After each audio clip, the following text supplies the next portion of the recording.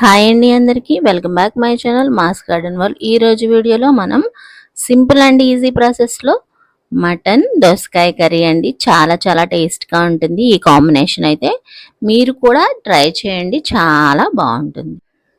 Try చేసే ముందు mass garden world ఛానల్ని సబ్స్క్రైబ్ చేసి ఒక లైక్ అయితే కంపల్సరీ చేయండి.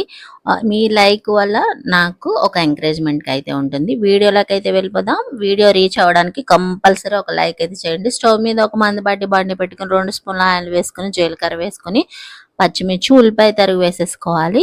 ఉల్లిపాయ సన్నగా రౌండ్గా కట్ చేసుకోవాలన్నమాట. ఆ విధంగా కట్ చేసుకుంటే మనకి గ్రేవీ రావడానికి బాగుంటుంది. ఫ్రెష్గా అప్పుడే రుబ్బు పెట్టుకున్న అల్లం వెల్లుల్లిపాయ పేస్ట్ కూడా యాడ్ చేసేసుకొని ఇప్పుడు ముందుగా ఒక మటన్ని నేను ఒక 7-8 పీసుల వరకు యాడ్ చేసుకున్నాను. ఎందుకంటే మటన్ ఎక్కువ అయితే ఫ్లేవర్ అనేది వేరుగా ఉంటుంది. మటన్ సపరేట్గా వండుకోవడానికి కొంచెం తీసుకున్నాను.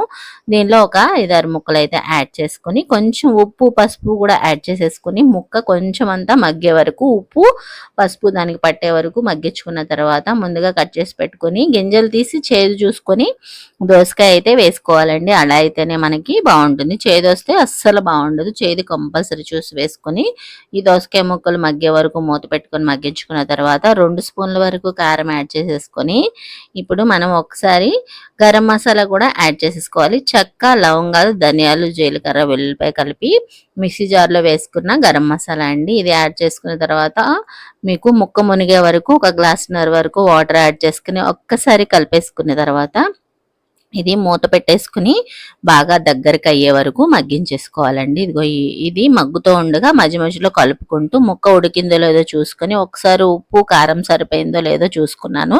చూసుకొని నాకైతే కరెక్ట్గా సరిపోయింది. సరిపోకపోతే ఒకసారి అడ్జస్ట్ చేసి వేసుకోండి. ముక్క కూడా చక్కగా ఉడికిపోయే వరకు ఈ నీరు అయితే సరిపోయింది అనమాట. దగ్గరికి అయిపోయి నూనె తేలిన తర్వాత పైనుంచి కొంచెం కొత్తిమీర యాడ్ చేసేసుకొని చక్కగా దీన్ని సర్వ్ చేసుకుని అన్నంలో వేసుకొని తింటే సూపర్గా ఉంటుందండి దోసకాయ మటన్ కర్రీ. ఈ కాంబినేషన్ ట్రై చేయండి. Thank you for watching.